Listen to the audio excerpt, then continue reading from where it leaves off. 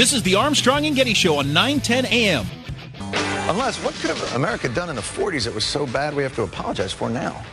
The U.S. conducted secret medical experiments that involved intentionally infecting Guatemalan mental patients with sexually transmitted diseases. So glad it wasn't the atomic bomb thing. But Guatemalan syphilis experiment is pretty messed up. By the way, Guatemalan syphilis experiment, worst Ben & Jerry's flavor ever. Oh, God. So if you don't know this story, this is freaking amazing. Welcome to the Armstrong and Getty Show, by the way. We're glad you're here. In the 1940s, the United Simpler times. And we apologized to Guatemala, an official congressional resolution the other day. We apologized to Guatemala. Simpler times, yes. The 40s, the early 40s were simpler time. World War II. The United States intentionally infected Guatemalan mental patients who were prisoners. That was back in a time where if you're a mental patient, you just locked people up that were crazy. Yeah. So they were like crazy people strapped to a bed or chained in a room or whatever. More or less, yeah. We injected them with, we tried lots of different things. We being the United States? The United States doing experiments on STDs. First, we gave STDs to hookers.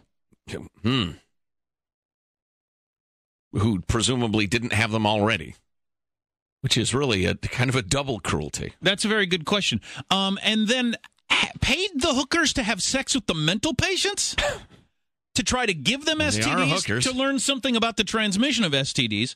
We started with giving abrasions on people's arms and trying to infect them. Yes. with chlamydia or whatever, gonorrhea. Very nice. But that wasn't taking, so that's when we had to start giving the disease to hookers or finding hookers with the disease and paying them to have sex with Guatemalan mental patients who were probably thinking, "Am I crazy or is this the greatest day of my life?" All of a sudden, you're sending chicks in here? What's this all about? This past Friday morning, the Obama administration... This seems too good to be true. I may be nuts, but there's something funky going on here. Right. These should be considered crimes against humanity, and Guatemala reserves the right to petition the relevant international court at an opportune time, said the president of Guatemala. Hillary Clinton called the president to let him know of an impending apology. Then Friday morning, the Obama administration disclosed that in the 40s, scientists with the U.S. Public Health Service experimented with syphilis and gonorrhea on some 1,500 Guatemalans as part of early penicillin studies. Dear Guatemala, we are sorry we sent diseased prostitutes to infect your mental patients. Love, the United States. I want to get the whole Daily Show rundown of it because it's pretty funny and his jokes are pretty funny. But it's amazing some of the things. And what I always wonder when I hear these stories is, are we doing things right now that we'll look back on in 50 years and say, holy crap, our government was doing what? I would guess the answer is yes. Really? Yes. And it's not just... Whether it's taking place in a Syrian detention center or some obscure medical facility somewhere or other. I believe we have advanced ethically from those times. I mean, I don't think a Tuskegee Institute scandal will happen again in which we knowingly infect our own citizens. Yeah, it mentions which that. Which is a horror, an absolute horror. Black men with late-stage syphilis left to just... Not treat it to see how it would affect them. Right. Oh, that's rough. I think we've progressed a long way from there, but I also think there are things going on behind closed lab doors somewhere that we would find abhorrent. You know what I'd like to know is, God, that's terrible. How did that process take place? How was there somebody in charge of some government research facility who said, "Look, these mice just aren't getting the clap fast enough. We need to find some human beings that we can slap with gonorrhea." Is there a puppet regime somewhere where? Right. Well, somebody probably said, "Well, we could try mental patients." Well, no. Mental patients, they got the family comes and visit them, and you know they have rights. And here in the United States, well, is there some puppet regime we're friendly with? We can use some sort of foreign mental patients and give them the clap. What were the meetings? What letters were written and answered that cleared the way for this. And then airline tickets booked. Right. And who's the grown-up government official who says, yes, taxpayer dollars being used to give gonorrhea to Guatemalan mental patients for study is ethical and a good idea. Well, and what you need to remember is, and this is the part that really, if you're the philosophical sort, really makes you think about the nature of human goodness and badness.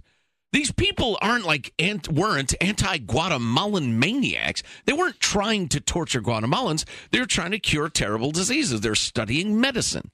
They're trying to help humanity by giving Guatemalan fruit bats the clap, which is an odd way to go about it. The U.S. Department of Health and Human Services statement that accompanied the apology, that is not exactly the way you just... Dear Guatemala. Sorry we gave your crazy people the clap. Right. Signed Barack Obama. Right. The first experiments in Guatemala involved infecting female commercial sex workers, whores, with gonorrhea or syphilis, and then allowing them, whatever that means, to have unprotected sex with soldiers or prison inmates. When few of these men became infected, the research approach changed to direct inoculation of soldiers, prisoners, and mental health patients. That's when they would rub their arms raw and then put the disease on their arm and wrap it up. So, okay, now you got syphilis. Good. Right.